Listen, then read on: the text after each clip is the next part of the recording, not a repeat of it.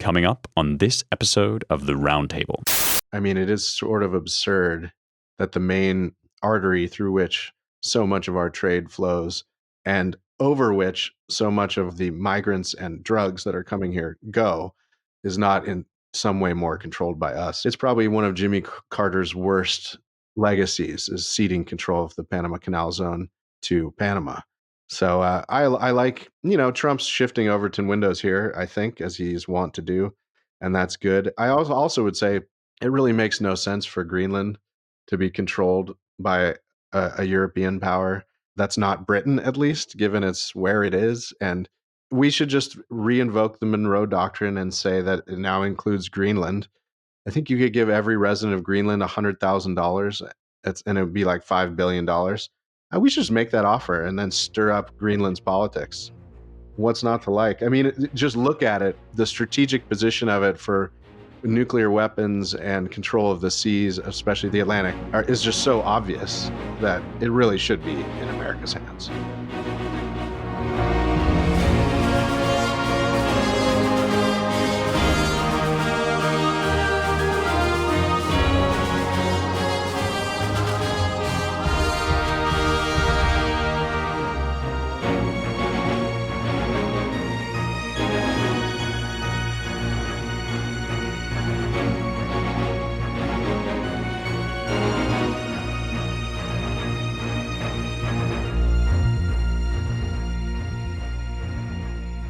Welcome, everyone, once again to the Roundtable, your publishers and editors podcast at the American Mind here at the Claremont Institute.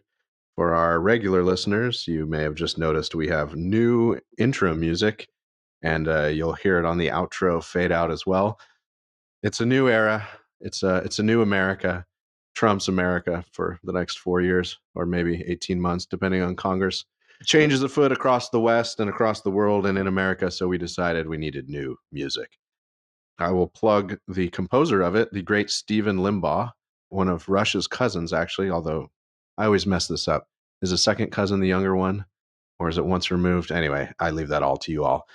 Stephen is a talented composer, does a lot of work on stuff you wouldn't come across, but has done recent scores for some of the Fox documentary unit stuff that appears on Fox's digital platform. Our former Lincoln fellow Kayvon Afshari is one of the producers on those. So Stephen scored a couple of them now. And what many of you, probably more of you, have seen and can now hear with a new appreciation from a former Claremont Lincoln fellow, Stephen Limbaugh, is the score for The Plot Against the President, Amanda Milius's movie about Russiagate. So thank you, Stephen, for that. And I hope everyone enjoys it. My prompt for him was the American West, American greatness, and rockets to Mars. So that was the mood soundboard we did. I hope you like it. I am joined by Mike Sabo, managing editor of The American Mind, Spencer Clavin, wildfire prevention consultant. I guess we shouldn't joke about this. I'm sorry to all my... His poor job, if that's my title. As far as I know, there have been zero fires here at the American Mind podcast. Well, I should mention, too, I think I've been forgetting it lately. Spencer is also associate editor of the Claremont Review Books. And we have Seth Barron, occasional guest, friend of the pod, friend of Claremont, author of good books on New York and much else. A new one in the works now. Go buy Seth's books. We wanted to start, I mentioned the fires in Los Angeles. Spencer and I, both former Angelinos, so it's particularly heartbreaking.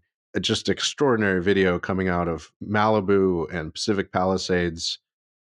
My brother said it looks like, I've been texting to most of whom are former Californians. My brother said it looks like a Terminator movie, one of the video feeds from PCH with fire everywhere. And now the aftermath videos are coming in today of just complete burnt out husks of blocks in Pacific Palisades, which for anyone who's been there is a lot of parts of LA are beautiful, and Pacific Palisades is one of them. Lots of cement, lots of concrete streets instead of asphalt ones, tree lined, sycamores everywhere, beautiful homes, and it looks like a wasteland now.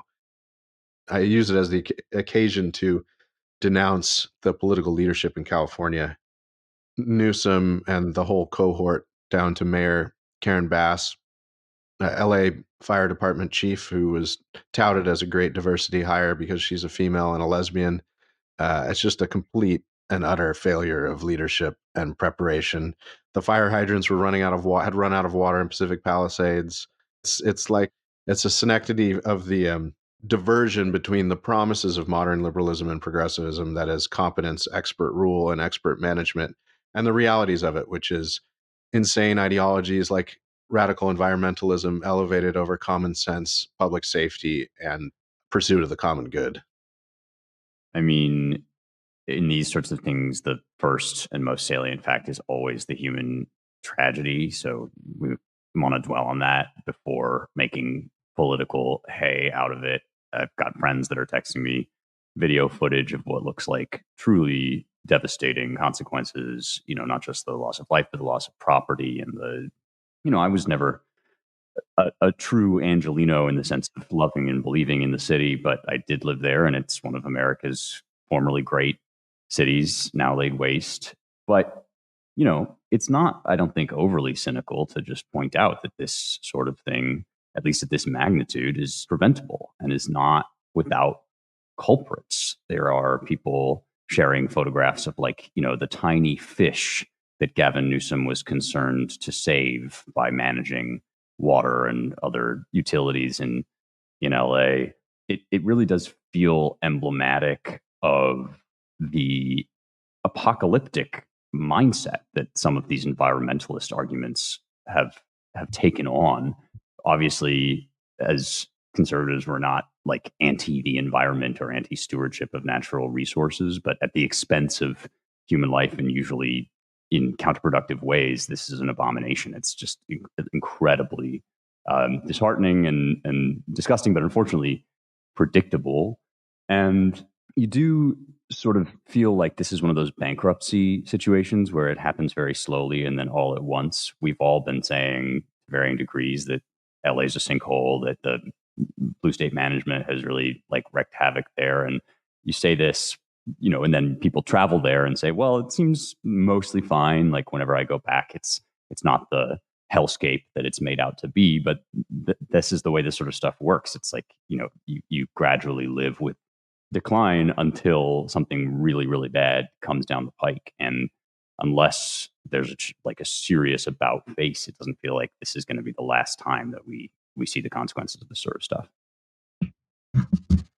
Yeah, I mean, not to sound flip about it. Go on. Oh, well, I just finished, recently I finished rereading The Day of the Locust by Nathaniel West. This kind of scabrous satire picture of Hollywood and Los Angeles from 1939. And the main character has painted this massive painting that he calls The Burning of Los Angeles. Across the top, parallel with the frame, he had drawn the burning city, a great bonfire of architectural styles ranging from Egyptian to Cape Cod colonial.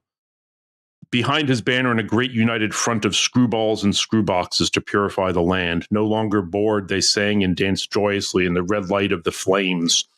There's a weird way, and I know I've read this somewhere. I'm not exactly sure who I'm quoting on this, but that the burning of Los Angeles in the American mind is like a consummation devoutly to be wished. And I'm not saying that as a positive thing. I'm just saying that mythically there is this weird impulse and almost like death wish regarding California, Los Angeles, the whole promised land erupting in flame.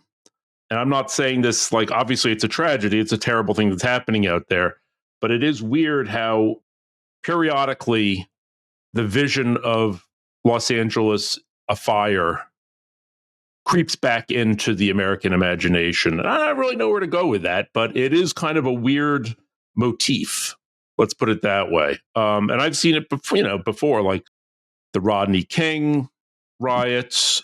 This was another example where it just seems like the apocalyptic side of the American spirit seems to be projected in these kinds of conflagrations in in the Golden State. I don't really know what to make of it, but it is interesting that it is this recurring theme. Yeah. Has anyone read anything about the origin of this fire? I don't think I have yet. Not no. No, I haven't.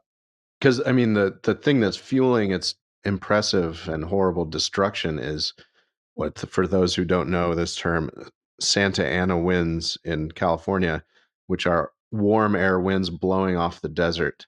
And if you couple them with fire, it's a recipe for literal disaster. But of course, they don't cause fires usually.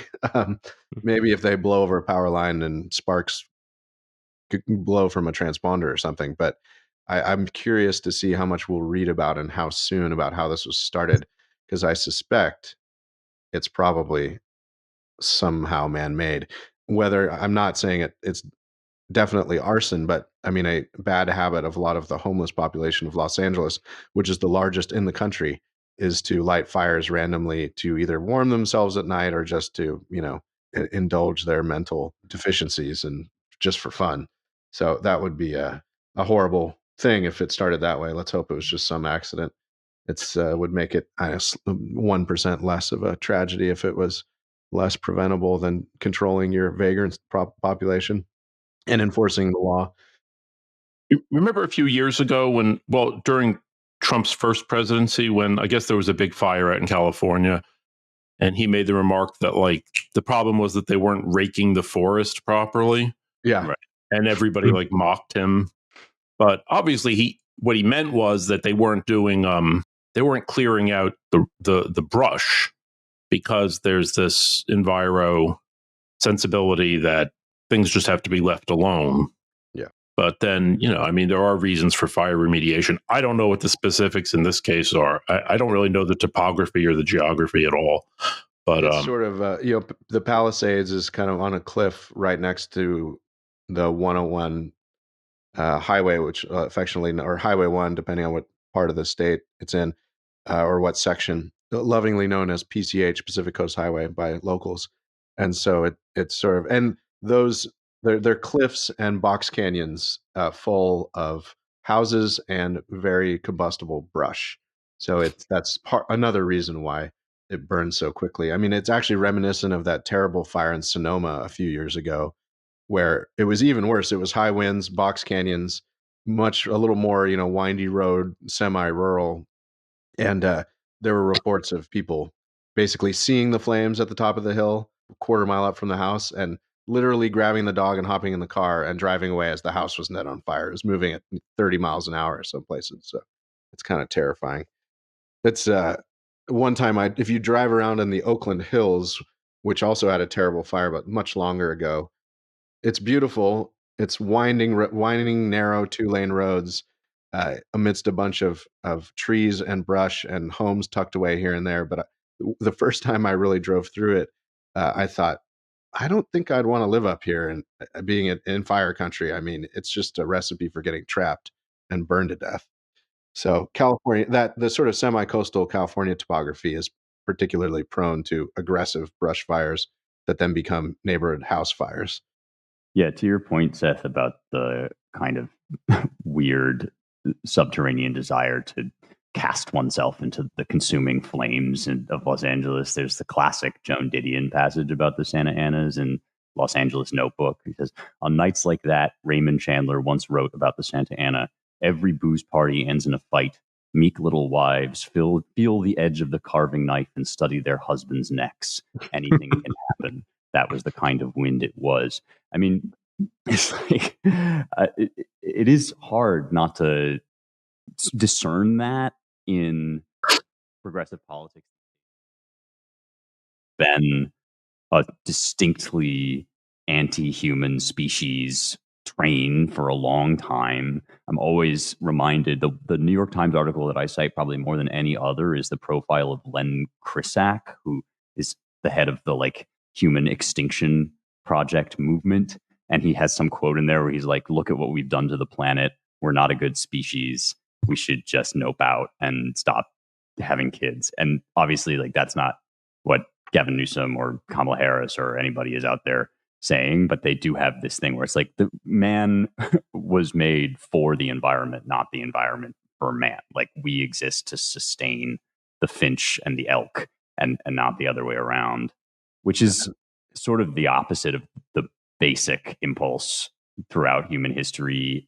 And by the way, that impulse is not like uniquely Christian. There is this Judeo-Christian idea of like mankind as stewards of the earth, but some of this stuff about clearing the woods out and making way with controlled burns, I think goes back to like Native American practices. This is like very 101 sort of civilization management stuff in this area.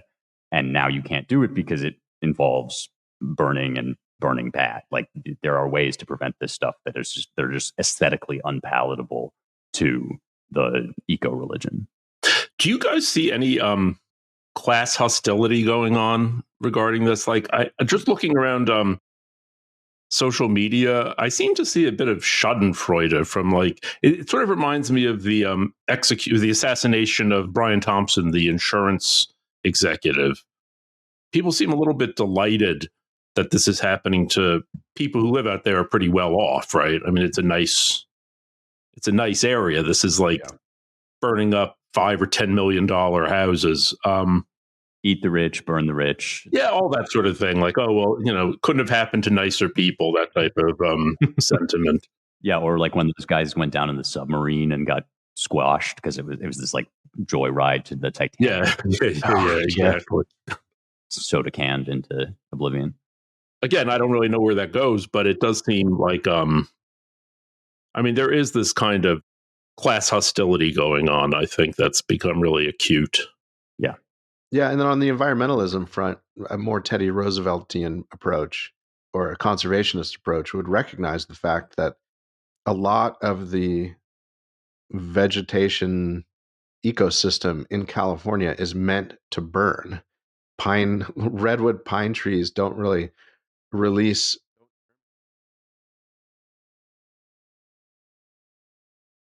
manzanita, which is all over the Southern California and Central California, can completely withstand getting burnt and having all its leaves burnt off, its bark peels off, and it's kind of reborn. So a prudent conservationist rather than a radical environmentalist would recognize that the only way to keep that ecosystem pristine, well, there are two ways, right? Bulldoze all the houses and kill all the people and don't let anyone live there. But if you're going to have a bunch of people there, you have to cultivate and take care of the vegetation and make sure it's not the other thing. If you let fires burn through, it clears out all the underbrush and it makes sure that the fires are not as insanely hot and they don't lead to exploding pine trees. But if you let forest burn through, pine forest burn through, the trees are fine, their bark gets a little scorched and you've cleared out all the underbrush. But if you let it build up for 10, 15 years without clearing it, you have a super fire. That pine tree thing that I just mentioned is not the case, of course, in Pacific Palisades, but this is what true conservationism and environmentalism is about. It's about tending the world's gardens to your benefit. Yeah, the eco obsession is kind of dependent on this hazy idea of nature absent human intervention as some kind of dreamy Pacific utopia where the butterflies flit through the sun-drenched trees. And to your point, Ryan, like in reality, it's famously red in tooth and claw is nature unless you manage it. And that involves some pretty intense and like rigorous interventions. I also feel that this is kind of a limiting principle on the Wendell Berryism that has recently become popular on the right. Like there is, as we're all kind of talking about, there's a version of conservative conservationism. There's an obvious like link between those two concepts, even in the word. But there's also, I think, now that cities have become so unlivable in so many parts of the country and the world, there is a right-wing version of this pleasant fiction that we should only make roads that naturally match the contours of the hills, and we ought to be in farmsteads and moving out of cities. And like, I think there's a fair amount of validity to that, and it's good, I think, to want to be in harmony with nature, but you also really have to be, to use a James Poulisism, you have to be terraforming, or else you're really not going to get anywhere. You just made me think of something, Spencer, which is, the liberalism or environmental liberalism's modern paradise is kind of a weird, dark version of the Garden of Eden. It's like it's a couple people, mostly naked, who are vegetarians, but with no God. Jeez. No, I mean, it's funny that this is happening at the same time as this Brian Johnson clip is circulating from, I think it was the Free Press. Barry Weiss has a podcast called Honestly with the Free Press. And Brian Johnson is the never die guy, the dude that's extending his life with all these crazy interventions. And I don't wish death on him at all. So take that first with what I'm about to say, just based on the principle that like the most poetic thing is the thing that's going to happen.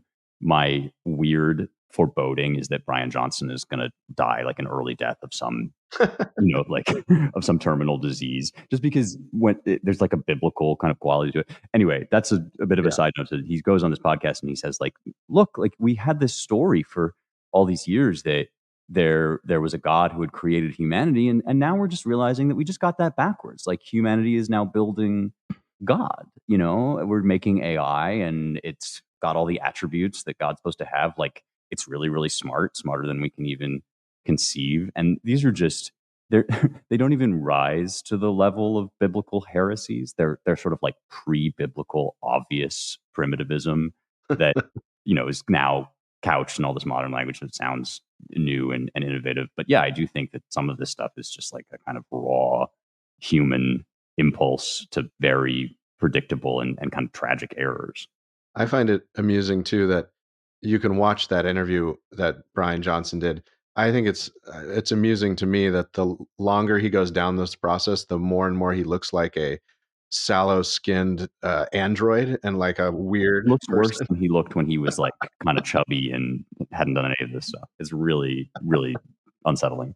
Yeah, he travels around with like these these special machines to purify the air, and all of the food and water he's going to consume in sealed vats. I mean, it's a very odd, like Bubble Boy, kind of. It's pretty wild how COVID. I mean, in a second, I know we're going to talk about this big tablet article that sort of describes the disinformation or consent manufacturing apparatus that Obama and his cohort built. And that essay really kind of culminates with COVID as like both the pinnacle of elite information control and also its downfall. And it is wild how that era, which has effectively been erased from the public consciousness, like we don't like to think about it, we don't like to talk about it, but it really consummated so many of these impulses and showed kind of where they head. Ultimately, you're so concerned with preserving like length of life that you end up shut up in your room with air purifiers, afraid to go outside. It's like very, I don't know. It's very poetic. Yeah. Hubris. I know. He hates to just invoke the same like 5 primal concepts from antiquity, but pagans and Christians alike are united on the question of human ambition and hubris coming down with a crash. Well, let's. We said we'd do some mailbag stuff. We had put the call out for some questions, and we got a few. I wanted to start with one from Cliff Humphrey, friend of Claremont and former Lincoln Fellow, working in, I think Clifford is now very high up in Florida's Department of Education. And I don't know if he's going, Mike, you would know. I don't know if he's going into the Trump administration or not. I think he's. Yeah. That's actually a really good question. I'm not sure. But he's definitely high up in what Florida's doing right now, doing good work there. Yeah, so Clifford asks, given the great opportunity that conservatives have over the next 4 years to be able to reform or destroy certain institutions in government, for example, the Department of Education, and given that the prudence of the answer in particular instances will vary according to many circumstances, what are a few guiding principles that those in power could rely on to know which path is best? I will start maybe with somewhat controversial answer, but not amongst this crowd, maybe. I think one of my guiding principles would start with an assumption, which is that America, given the trajectory of liberalism over the last century and the apparatuses it's built up in the bureaucracy and their zealous pursuit of anti-human and anti-liberal, in the old sense of that term, goals, I think your first question would be, how can I do the most good as quickly as possible? And that should orient whether you're going to destroy or seize the levers of, I use this term in a neutral sense, seize the levers of positive governance from the bureaucracy and turn them towards better things. And this is the old question of, do you use the one ring? I think at the Department of Education, you would want to do quite a bit before you shuttered it, because you'd want to unwind. It's an open question whether you shuttering it, first of all, is even possible. Would it take you the better part of 4 years, in which case really the better part of 18 months if you want to make sure it happens? Is there really a political constituency out there for that? I think that would be another question to ask, is to really do some decent public opinion polling and sort of start with the top priorities. I don't think you necessarily want to spend a bunch of political capital charging at a machine gun nest that has a variety of ways of killing you, if I can mix that metaphor a bit. So I think, I would take the Department of Education and try to quickly unwind the huge amount that it's pouring into diversity, equity, and inclusion, and try to create structures that both promote more federalism and less heavy-handedness from that department, and then also start creating the structures that would sustain a decent, localized educational system with some helping hands from the feds and good incentives in pursuit of a decent education rather than their opposite, which have been accumulating over the course of the last 60 or 70 years. I think really, yeah, Ryan, I'm with you on speed, needing to do this now. I think really another good way to think about this is almost kind of like a reformation. Where's our Martin Luther? Where's our John Calvin? I mean, we need people too at the same time to stand up. And I think those people are certainly out there, but we need to elevate them into positions. We need to reverse the managed decline. We need to look at these departments. I think we need to look at, okay, which ones are still going to be around in 4 years? Which ones should be eliminated? Above all, how does this help America's national interest? But we need to think big. Like that David Samuels article, Tablet shows the whole system that Obama kind of put in place, helped by with David Axelrod, has really kind of been overturned in a large part. So we have just a huge opportunity. I think the vibe shift is real. Obviously, with tech guys coming over to the right, to Trump, podcasters, Joe Rogan, etc. So I just think the opportunity is there to do really, really big things. And that I think if Trump just kind of does what he did at the beginning of his first term, I think that's just going to be way too little too late. Just kind of more, old kind of more style Republican priorities. It's not enough. We need to think big. We need to kind of take, going to Mars and put that into government and have that kind of be that vision, that largeness kind of, guide us. Yeah, I would offer the quick proviso to my previous comments by saying maybe make a list of like the 20 most egregiously unconstitutional processes or pieces of departments or whatever, take your pick. And your approach with those should be destruction. Right. Yeah. But, Yep. The more questionable constitutional stuff, that is to say, you could go one way or the other with a persuasive case, then you have to make the judgment, okay, how will we do more good quickly by putting our people in these positions, changing the policies, paring back, and repurposing, or by shuttering? And that's something too where, some of it may be controversial. You look at the Department of Education. We actually ran a really good piece by David Randall of National Association of Scholars that said, actually, wait, we shouldn't actually just destroy it right away. Like this might be really useful for our purposes. So we might have to make some kind of interesting and challenging decisions that may kind of strike the MAGA base, especially as kind of weird, but that just may need to happen. I mean, there's so many shifting things, and that's the problem is there's so many moving targets to try to figure out and form a hierarchy of which ones to go after and what to do with them with. It's going to be tough, but I think that's already been happening so far, especially with some of the people that Trump's putting in place. I think he has a very different vision this time, and I think he knows much more what needs to be done.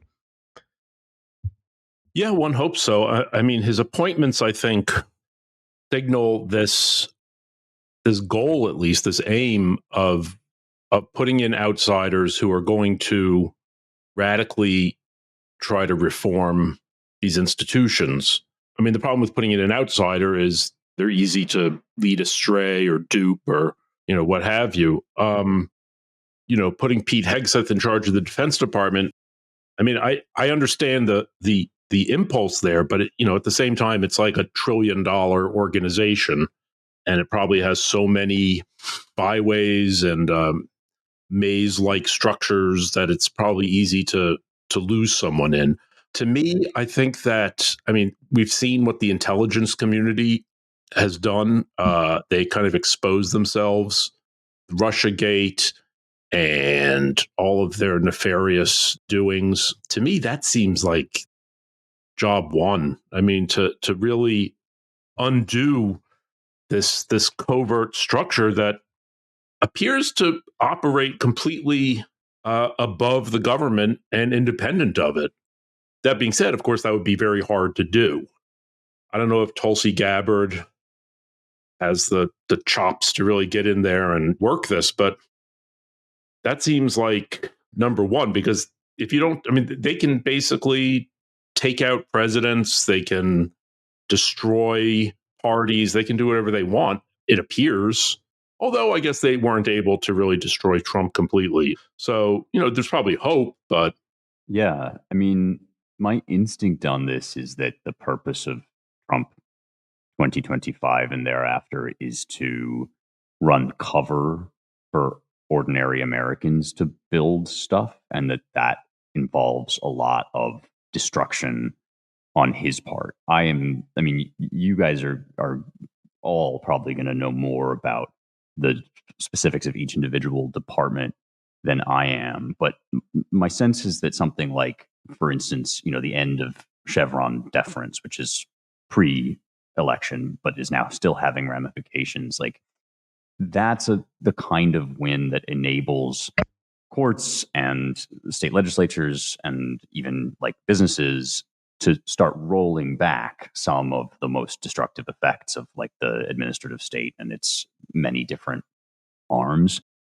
I think that there's probably some value even in gumming up the works. Like, okay, so you send a Pete Hegseth in there and he's basically just like a human stick of dynamite, and all of these apparatchiks run around trying to head him off, and then they're in a fight of which I personally cannot predict the outcome, but even the fact that the fight is happening is kind of useful for other state and local initiatives because it draws attention away. This is especially true in the case of the media, where the media is going to be just like the legacy press is going to be wholly concerned now with all the evils of Trump and trying to run the same playbook that they ran in the first term about all the evil deportations and how awful that is. And all of that is great, I think, for guys like us and people that run, the Joe Rogans of the world, the Mark Zuckerbergs of the world, if in fact he is on board in the way that he seems to kind of maybe be, to continue building this parallel structure that has now really become the media, the free sharing of information among like individual Americans to kind of get around, do an end run around this entire house of mirrors. Like I say, I have no specific policy proposals here, but I just keep coming back to this line from The Wasteland, these fragments I have shored against my ruin. Like, we're definitely looking at the aftermath of many decades of destructive work on the part of progressives, and the temptation is going to be very strong just to kind of roll it all back. And I think instead the question is like, how do you take the fragments and build something new out of it? Yeah, I think some of our more antediluvian listeners, and I mean that affectionately, you all, would say, well, Ryan, what are you talking about? I mean, pretty much the whole post-New Deal state is horrifically unconstitutional. And I think that of course will be the wrong approach. I mean, a lot of these things to use one of Madison's terms, have been liquidated as a matter of constitutional acceptance, however offensive they were in origin and continue to be. So I think you'd really want to look for the ones that are the most hostile to the people's rights at the moment, and the most and pick some new ones. This is going to be more than just a executive branch thing, but the Consumer Financial Protection Bureau should be abolished. It's not that old, and it's literally a constitutional monstrosity. Its funding is protected from congressional control. The head of it is irremovable by the president. On and on and on. I mean, Elizabeth Warren built it. It's kind of the apotheosis of insulated government bureaucracy, progressive style. So that's just one example. Well, we should get to another couple questions. This next one, or really it's two, but I'll try to be quick, are from Thomas. Thomas is an associate professor of mathematics. I won't say where because he didn't explicitly say, please ID him. So thank you, Thomas. Thanks for listening. He talked about my War of the Worlds reference in December. And he said it seemed like you were accepting the narrative or endorsing it, that radio broadcast, in fact, was taken as truth by lots of people and led to mass hysteria. He just wanted to give a shout out to Red Pilled America, another excellent podcast. And I say that from myself as well as from Thomas, Patrick Corelchi and Adriana Cortez, husband and wife team. I don't think I'd listened to this one from them, so it was news to me. I know that whole story of War of the Worlds is a bit of a concoction or a confection, but it was just too fun an example not to use. But Adriana and Patrick go through the extent to which that whole thing was really the print news media trying to delegitimize radio, and they kind of made up the fact that this broadcast led to hysteria. And then he says, one other thing I've been curious about involves something that came up in one of your episodes. It was me referencing, Ryan, referencing the replicability crisis in the social sciences, and how I forget where I found it. It was probably Thomas from Cremieux, who can be found on X at CREMIEUXRECUEIL. It's not the easiest thing to pronounce, but he sort of specializes in demographics and statistical methods, and he at some point floated now granted it was a speculation, but I have every reason to believe it's probably true, that at least half or maybe 60% of social science studies have been p-hacked, which for those of you data nerds out there will know what this is. Basically manipulated data in some way or fashion. And then a lot of these places refuse to release their data. I would also point to Jonathan Haidt, who's talked about this, but as Thomas, you point out, I think maybe that's only in sociology or his field. So fair enough, but it's a completely credible claim by an excellent anonymous X poster. Yeah, it definitely seems like the social sciences would be the obvious place for this stuff to work best. And here again, I sort of defer to from you, but I'm interested. This isn't quite, Thomas, what you asked, but it's an adjacent issue that kind of fascinates me. I'm really interested in the epistemological problem of studies more generally. It recently occurred to me that, like, okay, so I don't believe that men and women are interchangeable, and I think that there are like fundamental differences between male and female. Now, I can imagine a world in which a study emerged from a reputable organization that said, actually, there is like no registered difference between men and women in any way. Like, it turns out that chromosomal differences are inconsequential and the brain structure is identical, and even hormones like don't have that big an effect. I doubt you would actually find that because it's not true, but like, let's just imagine for a second that a study came out with the best and most rigorous possible methods about that. I think I still wouldn't believe it. Like, if you can create data science results that contradict the manifest evidence of my own two eyes, my inclination is going to be like, well, I just feel like there's obviously something missing here, be it p-hacking or anything else. And I actually think that this goes pretty deep into the structure of the sciences. Like, this is something that for instance, philosophers of science kind of talk about is like the results that you're prepared to accept and the possible outcomes that you're prepared to countenance shape the way that you conduct your studies. So like there's a famous study that purports to prove that our choices are the result of our brain chemistry and not the other way around. And the way the study works is they tell people, okay, every time you feel the impulse to, I think it's like press a button, you need to tell us that you're doing it. Tell us when you feel the impulse.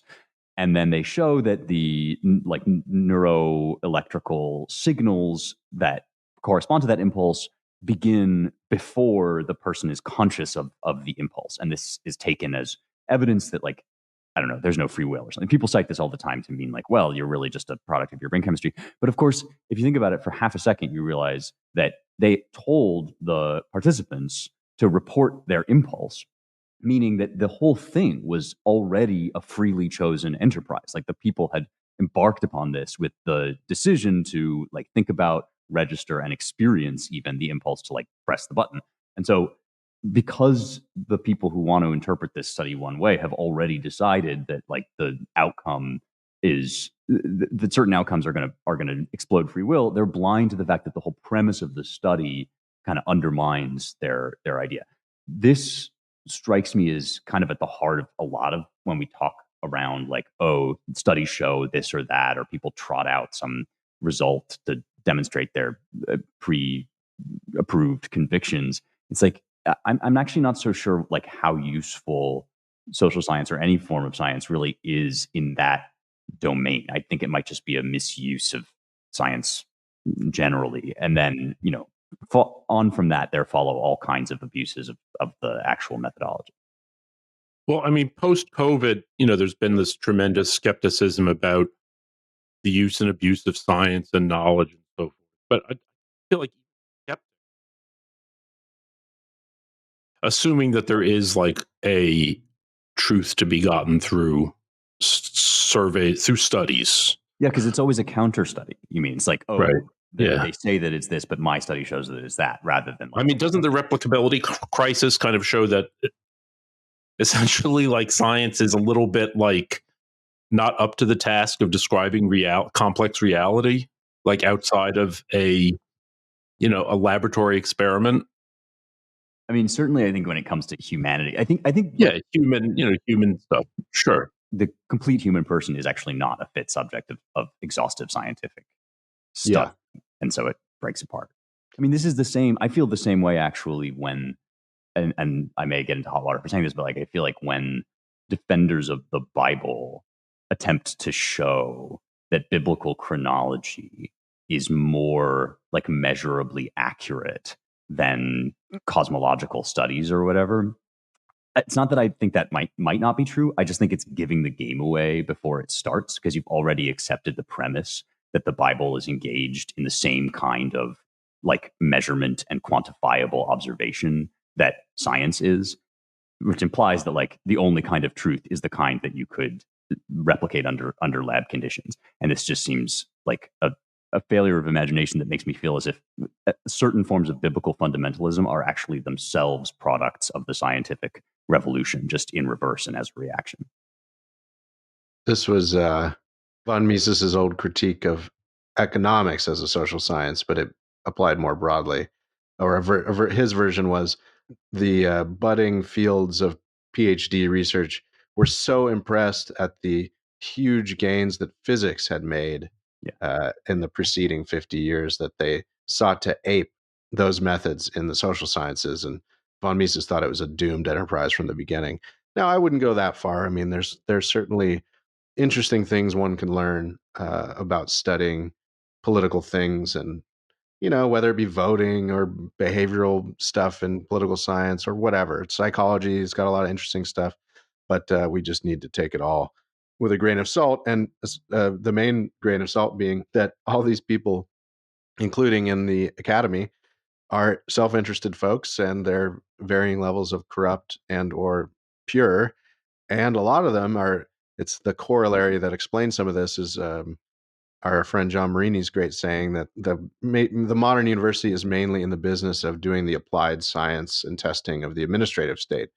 So with all the money that's flowing to so much of this stuff, and COVID was a great example of that, it's various actors have their thumbs on the scales and not on the side of truth.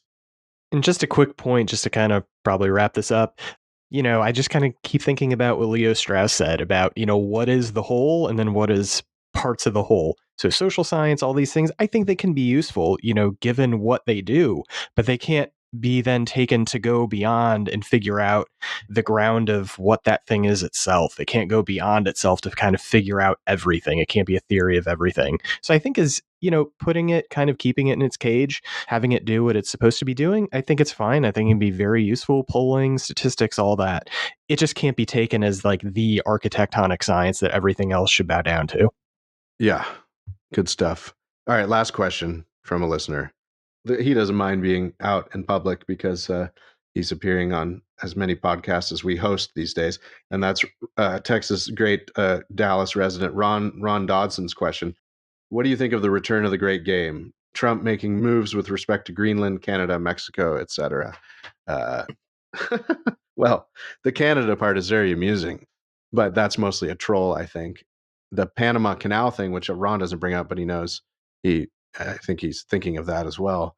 I mean, it is sort of absurd that the main artery through which so much of our trade flows and over which so much of the migrants and drugs that are coming here go is not in some way more controlled by us. It's probably one of Jimmy Carter's worst legacies, is ceding control of the Panama Canal Zone to Panama. So I like, Trump's shifting Overton windows here, I think, as he's wont to do. And that's good. I also would say it really makes no sense for Greenland to be controlled by a European power that's not Britain, at least, given it's where it is. And we should just reinvoke the Monroe Doctrine and say that it now includes Greenland. I think you could give every resident of Greenland $100,000, and it would be like $5 billion. We should just make that offer and then stir up Greenland's politics. What's not to like? I mean, just look at it. The strategic position of it for nuclear weapons and control of the seas, especially the Atlantic, is just so obvious that it really should be in America's hands. I think this is not, people are like, oh my gosh, this is unprecedented, Trump being Trump. I mean, Harry Truman, I think, tried to buy Greenland, right? When he was president. So this is not outside the bounds of possibility. I mean, yes, is Trump partially trolling, doing what he likes to do, getting in the media? But I mean, it's certainly, I think the Canada part, I think you're absolutely right. But I mean, certainly with Greenland, it's not. I think this is serious. He brought it up the first time, I think it was in 2019. He's bringing it up again. Both Denmark and Greenland have said absolutely not. But you just don't know what could happen in a month or two. You don't know what kind of incentives he could bring to the table. I think Greenland, the population is there. I mean, it's only about 57,000 people, I think, total. But strategically, I think it's very important to especially head off any kind of nuclear weapons, anything like that. It would go over the Arctic and not, clearly around the Earth. It's a much kind of shorter distance. So just strategically there, it would help a lot. And then too, just all the minerals, deposits, everything like that are there too. I think it could be a big benefit. The only question is Trump actually going to be able to pull it off or not? It's a big deal, but obviously he's made a lot of big deals in the past that nobody thought he was going to be able to pull off. So it's interesting. And then in one other respect too, it just makes me think of like Frederick Jackson Turner, the frontier thesis, everything is closed.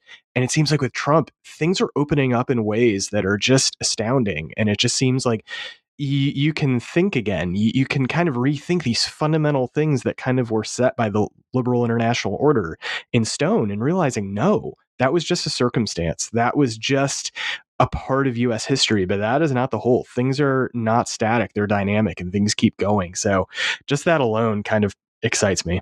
Okay, so Mike, the frontier thing is, to me, the most fascinating element of this whole situation. And my hot take is that we kind of, as America throughout its history, has had this not so secret superpower, which is that for a really long time, we were able to expand without having to conquer or reconquer pre-existing Western nations, right? We had this like vast, basically virgin territory that was not claimed under the like nation state rubric by any actual power.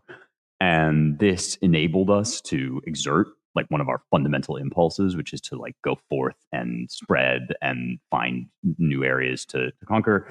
And when that was over, there was obviously this huge looming question as we became or even the global hegemon, which was, are we going to have to now turn our attention eastward and go back to the old ways of empire?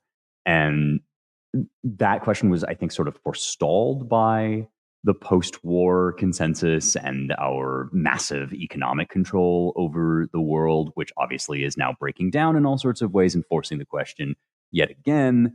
But there's still, to me, something fundamentally unsettling about the idea that we would just become a global empire in the traditional sense. I don't think that totally takes Greenland off the table. I just think it makes it a little bit unsatisfying to say, like, what we're going to do now is we're basically going to run, like, I don't know, the Anglosphere or something. I mean, I feel like if we were going to do that, our first object should be the United Kingdom, which has clearly been subject to a hostile takeover and needs like reincorporation into its child country. But really, like, I don't feel that consummates the American experiment in the way that further expansion would. And this, to me, is the great significance of the whole Mars thing with Elon Musk, is that it represents an imaginative possibility that doesn't set us, quote unquote, backwards in world history. Like, it's not that I don't think we should buy Greenland or do whatever we want to do. It's just that I actually think our natural inclination and our best impulse is to push outward into regions that people didn't even previously know existed or were accessible to human governance. And like Mars, the moon, I actually think that that's why that is such a compelling dimension of the whole Elon Musk thing, is because it sort of solves this problem for us in a big way. See, I kind of see this a little bit differently. To my mind, we already have Greenland, and we have since World War II or before. I mean, we have bases there. We can do whatever we want with it. It's not really, except for various political things. But I mean, after World War II, the U.S. controlled both sides of both oceans, and nobody had ever done that before. So we are an empire. We were an empire. And I think what Trump is looking at is a contraction of the American empire. And he's trying to consolidate and salvage our assets for like looking forward for the next 100 years, when it's pretty clear that, we're not going to be able to extend power the same way we always did. So perhaps NATO will go away. I mean, there's no reason why NATO has to stay as like an arm of U.S. hegemony. And if it did go away, well, then we would lose Greenland. So I kind of see, and the Panama Canal, that's another kind of retrenchment, consolidation. Okay, let's reclaim this asset. So I think the Monroe Doctrine, I think it's sort of being revived, and maybe Trump is thinking, okay, well, here's a way to cut our losses at least, and like at least claim that this is our hemisphere, stay away. I don't think, it's not like we're over. I mean, we're still obviously extending power throughout the Middle East and Asia and all over the place. But I think that maybe he's looking ahead, and that he recognizes that the U.S. is not going to be the hyperpower, and it's not the hyperpower that it was. But maybe we can undo some of the damage that was caused by Bill Clinton, empowering China and the Bushes and everybody, and try to pare back a little bit. I mean, he said before that he doesn't understand why we have so many troops in Korea and Japan. Is it realistic to think that in 50 years we're still going to be occupying South Korea? I don't know. My favorite thing to grow out of this was a dad joke in the form of a meme, which was Greenland and the title of it being Mar-a-Igloo. Oh man, it's pretty bad.